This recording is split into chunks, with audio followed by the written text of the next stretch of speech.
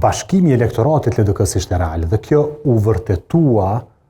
me rezultatin zgjedhor të 7 qershorit, ku LDK-ja ishte vetmja parti politike me rritje në një abstenim historik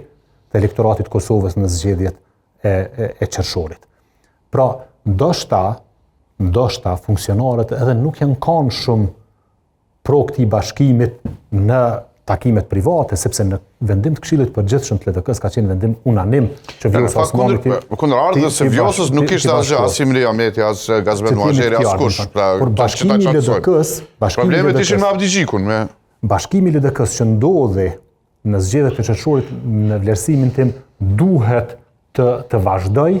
Ne vitin tjetër kemi kuvendin e rregullës zgjedhore të Lidhjes Demokratike të Kosovës. Unë besoj që kryetari i LDK-s apo kryetarja e LDK-s duhet një person i cili inspiron antarët e LDK-s, një person i cili bashkon antarët e LDK-s, një person i cili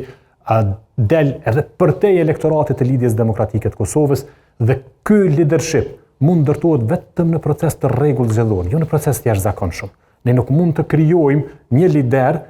duke larguar një lider tjetër përmes shkarkimit e të themi eja ti bëhu një lider i joni tash i përkohshëm me mundësi që të bash edhe i përhershëm, sepse ja hupim mundësinë që ti liderit përkohshëm që të jetë lideri i popullit, që të jetë mas pari lideri i popullit LDK-s, antarëve të LDK-s, dhe të jetë lideri pastaj edhe i popullit Kosovës.